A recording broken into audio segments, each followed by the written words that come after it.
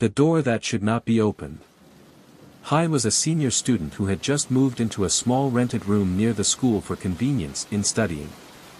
The room was quite old, but it was cheap and close to the school, so he didn't hesitate to move in right away. Everything in the room was normal, except for an old wooden door located close to the corner of the wall, opposite his bed.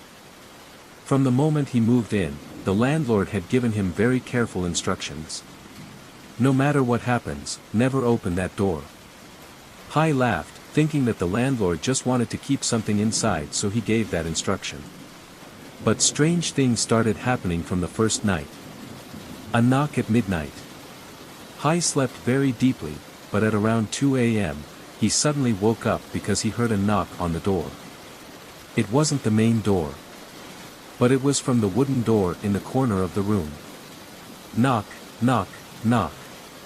The knocking was slow and gentle, as if someone was standing inside. Hai sat up, his heart pounding. He swallowed, trying to calm himself. Maybe it was the wind, or the old house that made the door creak. But when Hai listened carefully, knock, knock, knock. The knocking continued, steady and clear. This time, he heard a soft voice, coming from behind the door. Open the door for me. Hai's hair stood on end. He didn't dare move, just kept his eyes glued to the door.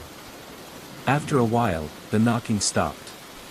The whole room returned to silence. Hai couldn't sleep that night. The shadow behind the door. The following days, every night, at exactly 2 a.m., the knocking on the door rang out.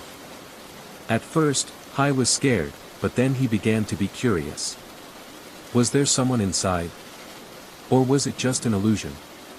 On the fifth night, Hai decided to try looking through the crack in the door. He walked over, bent down, and peered into the small crack at the bottom of the door. It was dark inside. But at that moment, a wide, white eye opened, pressed against the crack in the door, looking straight at him. Hai screamed, falling backwards. The door shook violently, as if someone was trying to smash it from the inside. He rushed out of the room and ran straight downstairs. That whole night, Hai did not dare to return to his room. Warning from the landlord. The next morning, Hai went to see the landowner and told him everything that had happened. The old landowner just sighed silently and said, "You are not the first person to experience this." Hai shivered. The landowner recounted. Many years ago, a young girl rented that room. But after a while, people did not see her anymore. When they opened the door, they found her dead inside. Hai broke out in a cold sweat. Then why didn't you seal the room?" The landowner shook his head. "I tried. But she refused to leave." He looked at Hai with a serious gaze. "No matter what you hear, don't open that door."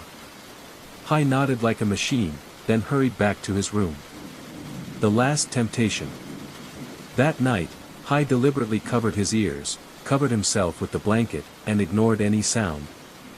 But at exactly 2 a.m., a voice rang out, this time very close, as if it was standing right next to his bed. "Open the door.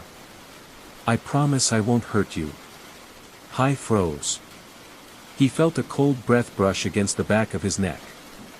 He couldn't bear it anymore. Although he knew it was dangerous, curiosity overcame his fear. Hai walked to the door, his hand trembling on the knob. He turned it gently. Clank. The door slowly opened. Inside, there was nothing. A small, empty room, dust covering the floor. Hai breathed a sigh of relief and laughed. It must be just a mental thing. But when he turned around, the door automatically slammed shut behind him. The darkness swallowed him. The strange disappearance. The next morning, the landlord knocked on Hai's door. There was no answer. He opened the door and walked in. The room was empty. There was no sign of Hai. Only the old wooden door, still lying silently in the corner of the room. Waiting quietly. A new tenant.